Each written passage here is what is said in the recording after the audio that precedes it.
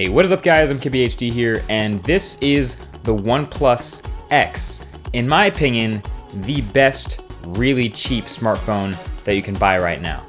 And even if you're not gonna buy this phone, it's still worth knowing that a phone like this exists. This is OnePlus's super budget $250 smartphone, where the whole point is to give an impressive premium feel in the hand at this low price. And they do this by using materials like metal and glass all the way around, which is awesome. So the flat edges have these ridged metal rails all around, the edges are all chamfered, and there's this 2.5D sort of curved glass on the front and the back, kind of like the iPhone 4S or the Nexus 4. So in the hand, it feels really nice. It has some weight to it, it doesn't bend at all like some plastics would, but glass is definitely one of the slipperiest materials possible. So even though it feels pretty premium naked, you'll probably want to at least slap a skin on this guy, so I'll drop a link to one of those below that like button.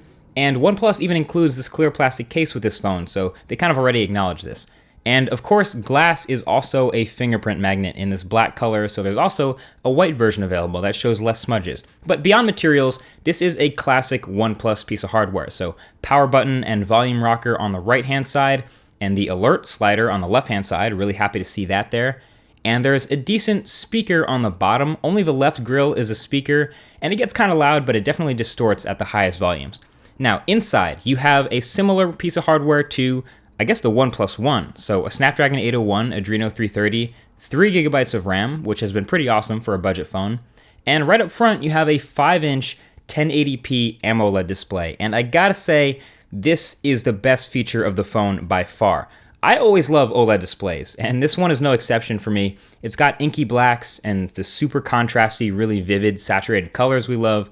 And this one's actually pretty bright too, so that's nice. Usually you see a big drop-off in the display quality of budget smartphones, but this display, despite it being, a little cooler color temperature and a little bit smaller than most, is legitimately quite nice.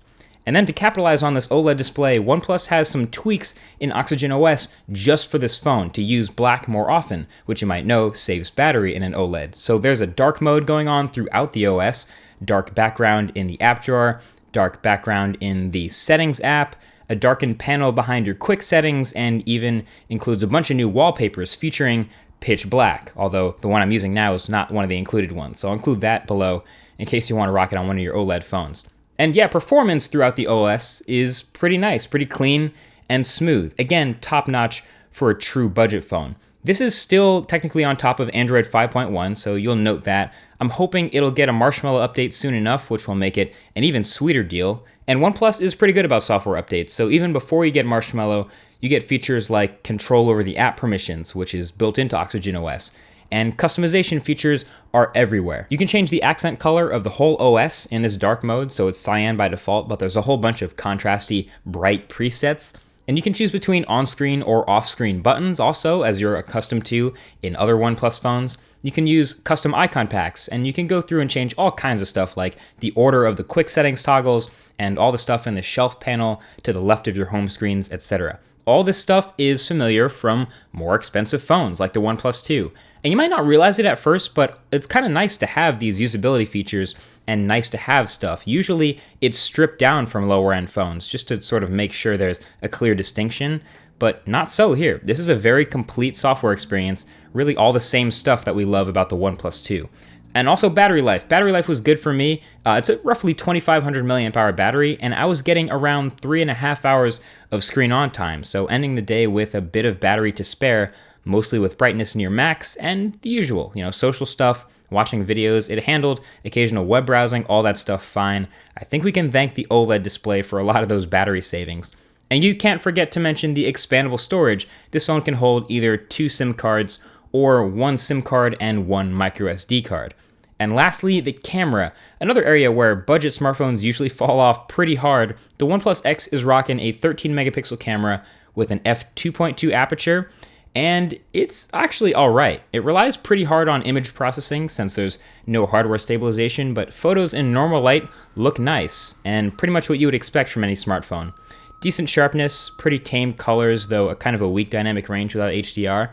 And then getting into low light, it doesn't completely break down like some other budget smartphones, but it kind of hangs around, which is nice to see. And really a lot of the photo taking experience is helped by the fact that the camera app in Oxygen OS is so quick and simple. So there's like almost no shutter lag. I rarely missed a shot with it. Plenty of smartphones in all kinds of budgets really struggle with the camera being slower, but this is definitely not one of them. So at the end of the day, this is definitely my favorite super inexpensive smartphone, coming in at that $250, but don't get fooled into thinking that this is the complete package. You definitely get what you pay for, and to get a smartphone down to a low price like this, as we know with OnePlus, you do have to take quite a few shortcuts, and cost cutting is real.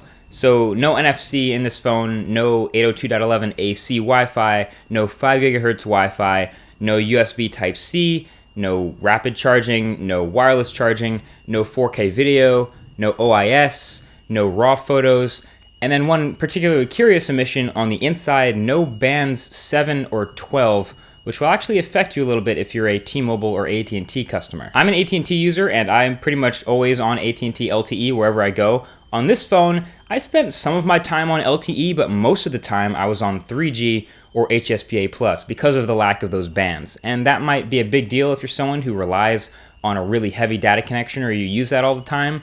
But if you don't, then that's less of a big deal to you. So keep that in mind. There's plenty of corners cut to make this work in a premium feeling device for such a low price.